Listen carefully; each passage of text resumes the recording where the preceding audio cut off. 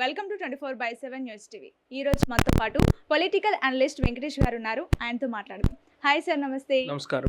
ఎలా ఉన్నారు సార్? బాగానే ఉన్నాం. సార్, ఇప్పుడు ఏపీ లిక్కర్ స్కామ్ సంబంధించి వరుస అరెస్టులు జరుగుతున్నాయి. సో దీన్ని ఎలా చూడాలి? లిక్కర్ స్కామ్ జరుగుతుంటే స్కామ్ జరిగితే ఎవరైనా అరెస్ట్ చేయాల్సిందే. స్కామ్ జరిగి ఉంటే కానీ అక్కడ స్కామ్ జరిగిందా లేదా అన్నదే పాసిబిలిటీ. ఎందుకంటే జగన్మోహన్ రెడ్డి గారి టైంలో ఆయన మేనిఫెస్టోలో ఉన్నది. ఎలక్షన్ మూమెంట్లో 2019లో నేను లిక్కర్ ఆంధ్రప్రదేశ్లో మద్యాన్ని సంపూర్ణంగా నిషేధించి నేను వస్తా అని చెప్పారు. కాకపోతే వాళ్ళ మేనిఫెస్టోలో తర్వాత వాళ్ళ మద్యం నిషేధం పాసిబిలిటీ కాదని చెప్పేసి మేనిఫెస్టోలో వాళ్ళు పెట్టుకుంది ఏంటి, దశల వారీగా బెల్ట్ షాప్ నేను నిషేధిస్తామని చెప్పేసి వాళ్ళు మేనిఫెస్టోలో పెట్టుకున్నారు. 2019 ఎలక్షన్ మేనిఫెస్టో మీరు చూసుకోవచ్చు. అక్కడ అందులో భాగంగా 43,000 బెల్ట్ షాపులు జగన్మోహన్ రెడ్డి క్లోజ్ చేశాడు.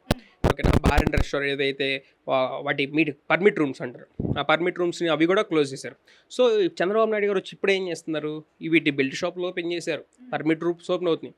ఇప్పుడు మీరు చెప్పండి, ఎవరి దాంట్లో స్కామ్ జరుగుతుండొచ్చు? చంద్రబాబు నాయుడు గారి టైంలో జరుగుతుందా, జగన్మోహన్ రెడ్డి గారి టైంలో జరుగుతుంది? ఆయన క్లోజ్ చేశాడు. ఒక డిస్టిలరీ కూడా ఆయన అనుమతులు ఇవ్వలేదు. ఏదైతే ఇంకా స్కామ్ గురించి వీటి గురించి ఏదైతే అంటున్నారో, విజయసాయి రెడ్డి గారు ఏదైతే మాట్లాడారో, ఆ రోజు నేను 100 కోట్లు వాళ్ళకి లోన్గా ఇప్పించాను అని చెప్పేసి చెప్పారు. అక్కడ జరిగితే డిస్టిలరీకి సంబంధించి వీళ్ళు వ్యాపారం కోసం తీసుకున్నారు ఆ 100 కోట్లు అని చెప్పేసి, నేను అరవిందో బింద్రా వాళ్ళ నుంచి ఇప్పించాను అని చెప్పేసి చెప్పారు. అక్కడ జరిగి ఉండొచ్చేమో, జరిగితే వాళ్ళకి శిక్ష అయ్యండి, నో ప్రాబ్లం. అంతేగాని మీరు చెప్పినట్టు 1,000 కోట్లు 1,00,000 కోట్లు స్కామ్ చేశారు తాడేపల్లి గూడెంలో, వీళ్ళు ఏం చెప్తారంటే పొద్దు నుంచి సాయంత్రం దాకా అదే పనిగా ఎంతోమంది 10 మందో 20 మందినో కౌంటింగ్ మిషన్లో పెట్టుకొని లెక్కేస్తున్నారంట తాడేపల్లిలో. అంత డబ్బు, అంత క్యాష్, లిక్విడ్ క్యాష్ ఎక్కడుందో, ఎంత వచ్చిందో అదే పనిగా దాదాపు 1,00,000 కోట్ల పైకి వెళ్ళిపోతుంది. 1,00,000 అంటే 1,00,000 కోట్లు కాదు, కనీసం 50 లక్షల కోట్లు వాళ్ళు చెప్పిన లెక్క అట్లా వచ్చింది. ఎంత జరిగింది, ఏం జరిగింది అన్నది పాయింట్. ఈ కొంతమంది ఏమంటున్నారంటే చంద్రబాబు ఆడుతున్న కేవలం డైవర్షన్ పాలిటిక్స్ మాత్రమే అని అంటున్నారు. అదే నేను చెప్పింది. ఇప్పుడు బెల్ట్ షాపులు క్లోజ్ చేసిన వాడి దగ్గర జరుగుతుందా, పర్మిట్ రూమ్స్ తీసేసిన వాడి దగ్గర జరుగుతుందా, ఏదైతే డిస్టిలరీస్కి ఎవరికి అనుమతి ఇవ్వని వాడి దగ్గర జరుగుతుందా అన్నది చూసుకోవాలి ఫస్ట్. జగన్మోహన్ రెడ్డి గారి టైంలో ఒక్కటి కూడా రాలేదు. డిస్టిలరీస్కి పర్మిట్స్ రూమ్స్కి కానీ వీడన్నీ కూడా క్లోజ్ చేశారు. 43,000 బెల్ట్ షాపులు క్లోజ్ చేశారు. ఈరోజు వీళ్ళు చెప్పుకుంటున్నారు, ఎవరు హిందువులు వెంకటేశ్వర స్వామి భక్తులు అని చెప్పుకునే వీళ్ళు తిరుమల తిరుపతిలో హైయెస్ట్ నెంబర్ ఆఫ్ బెల్ట్ షాపులు ఈ వైన్ షాప్స్ అన్నీ కూడా ఇచ్చారు. ఏమనాలి అప్పుడు మరి?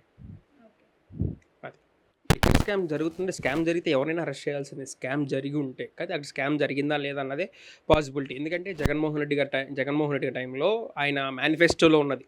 ఎలక్షన్ మూమెంట్లో 2019లో నేను లిక్కర్ ఆంధ్రప్రదేశ్లో మద్యాన్ని సంపూర్ణంగా నిషేధించి నేను వస్తా అని చెప్పారు. కాకపోతే వాళ్ళ మేనిఫెస్టోలో తర్వాత వాళ్ళ మద్యం నిషేధం పాసిబిలిటీ కాదని చెప్పేసి మేనిఫెస్టోలో వాళ్ళు పెట్టుకుంది ఏంటి, దశల వారీగా బెల్ట్ షాప్ నేను నిషేధిస్తామని చెప్పేసి వాళ్ళు మేనిఫెస్టోలో పెట్టుకున్నారు. 2019 ఎలక్షన్ మేనిఫెస్టో మీరు చూసుకోవచ్చు. అక్కడ అందులో భాగంగా 43,000 బెల్ట్ షాపులు జగన్మోహన్ రెడ్డి క్లోజ్ చేశాడు.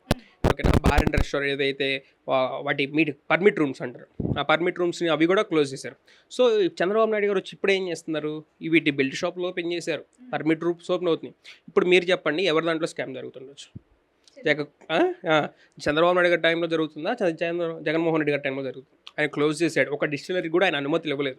ఏదైతే ఇంకా స్కామ్ గురించి వీటి గురించి ఏదైతే అంటున్నారో, విజయసాయి రెడ్డి గారు ఏదైతే మాట్లాడారో, ఆ రోజు నేను 100 కోట్లు వాళ్ళకి లోన్గా ఇప్పించాను అని చెప్పేసి చెప్పారు. అక్కడ జరిగితే డిస్టిలరీకి సంబంధించి వీళ్ళు వ్యాపారం కోసం తీసుకున్నారు ఆ 100 కోట్లు అని చెప్పేసి, నేను అరవిందో బింద్రా వాళ్ళ నుంచి ఇప్పించాను అని చెప్పేసి చెప్పారు. అక్కడ జరిగి ఉండొచ్చేమో, జరిగితే వాళ్ళకి శిక్ష అయ్యండి, నో ప్రాబ్లం.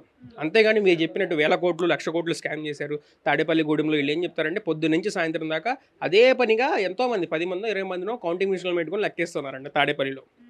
అంత డబ్బు, అంత క్యాష్, లిక్విడ్ క్యాష్ ఎక్కడుందో, ఎంత వచ్చిందో అదే పనిగా దాదాపు 1,00,000 కోట్ల పైకి వెళ్ళిపోతుంది. 1,00,000 అంటే 1,00,000 కోట్లు కాదు, కనీసం 50 లక్షల కోట్లు వాళ్ళు చెప్పిన లెక్క అట్లా వచ్చింది. ఎంత జరిగింది, ఏం జరిగింది అన్నది పాయింట్.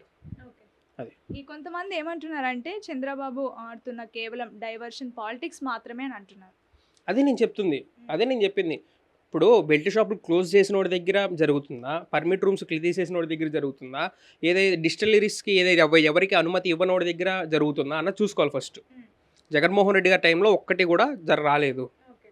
డిస్టిలరీస్కి పర్మిట్స్ రూమ్స్కి కానీ వీడన్నీ కూడా క్లోజ్ చేశారు. 43,000 బెల్ట్ షాపులు క్లోజ్ చేశారు. ఈరోజు వీళ్ళు చెప్పుకుంటున్నారు, ఎవరు హిందువులు వెంకటేశ్వర స్వామి భక్తులు అని చెప్పుకునే వీళ్ళు తిరుమల తిరుపతిలో హైయెస్ట్ నెంబర్ ఆఫ్ బెల్ట్ షాపులు ఈ వైన్ షాప్స్ అన్నీ కూడా ఇచ్చారు. ఏమనాలి అప్పుడు మరి?